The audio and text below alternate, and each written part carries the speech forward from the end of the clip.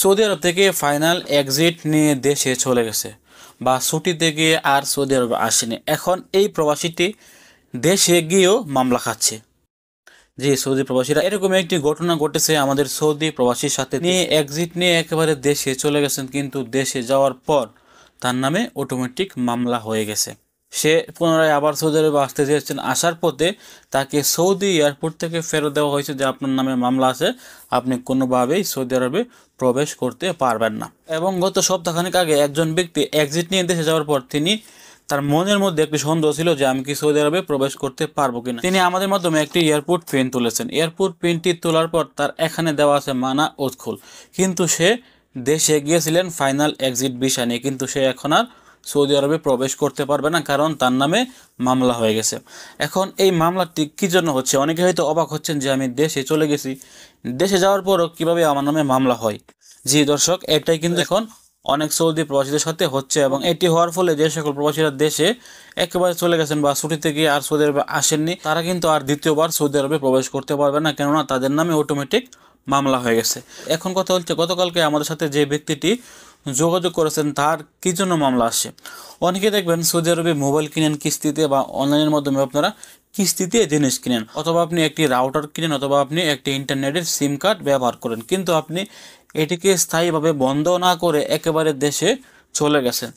দেশে যাওয়ার পর আপনি এটার বিল পরিশোধ করতে পারেননি বা আপনি পরিশোধ করেননি, এটার কারণে আপনি যখনই দেশে চলে যাবেন তখন আপনার নামে মামলা হয়ে যাবে। পরবর্তীতে আপনি আর কখনোই সৌদি আরবে আসতে পারবেন না। সৌদি আরবে আসার পর আপনাকে এয়ারপোর্ট থেকে ফেরত দেওয়া হবে।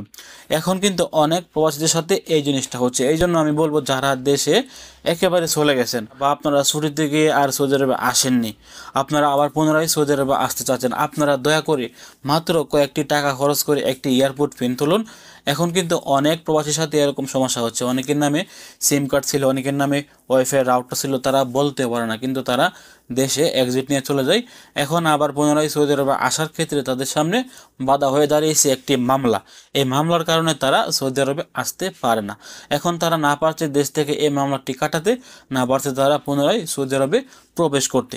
এই জন্য আমি বলবো, যে সকল সৌদি প্রবাসীরা আপনারা দেশে ছুটিতে গিয়ে আর সৌদি আরবে ফেরত আসেননি, অথবা যারা সৌদি আরব থেকে ফাইনাল এক্সিট নিয়ে একেবারে দেশে চলে গেছেন, আপনারা এখন আবার চাচ্ছেন পুনরায় সৌদি আরবে আসতে, আপনারা মাত্র সামান্য টাকা খরচ করে কিন্তু আপনারা যে কোনো মক্তব থেকে আপনার আত্মীয় স্বজন সৌদি আরবে থাকলে তাদেরকে দিয়ে আপনি একটি এয়ারপোর্ট পিন তুলতে পারেন।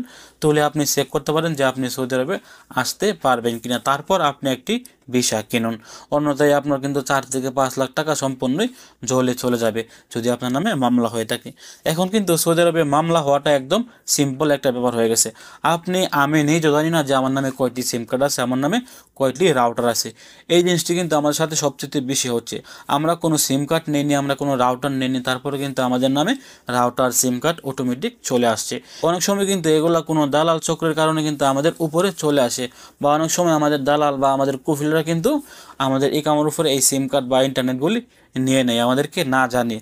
সেক্ষেত্রে এই গারামাগুলো আমাদের উপরে চলে আসে। আপনার 4 লাখ 5 লাখ টাকা ইনভেস্ট করার আগে আপনি মাত্র একটি এয়ারপোর্ট পিন তুলুন, তুলে আপনি 100% নিশ্চিত হয়ে আপনি একদম আপনার মনের কোনো উপকার দিতে ছাড়াই সৌদি আরবে আসতে পারবেন, বা আসার সাহস আপনি করতে পারবেন। আপনার মনের মধ্যে কোনো প্রকার ভয় কিন্তু থাকবে না।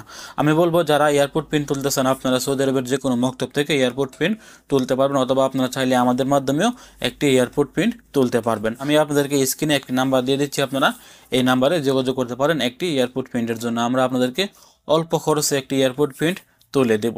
যারা টিকটক থেকে ভিডিওটি দেখছেন আপনারা এখানে নাম্বার পাবেন না, কারণ টিকটকে কোনো প্রকার নাম্বার দেওয়া যায় না। আপনারা আমার ইনবক্সে মেসেজ করবেন, আমি আপনাদেরকে আমার নাম্বারটি দিয়ে দেওয়ার চেষ্টা করব যারা এয়ারপোর্ট প্রিন্ট আমাদের মাধ্যমে তুলতে চান। ভালো থাকুন, সুস্থ থাকুন, ভিডিওটি সর্বোচ্চ শেয়ার করে সবাইকে জানিয়ে দেওয়ার চেষ্টা করুন। আসসালামু আলাইকুম।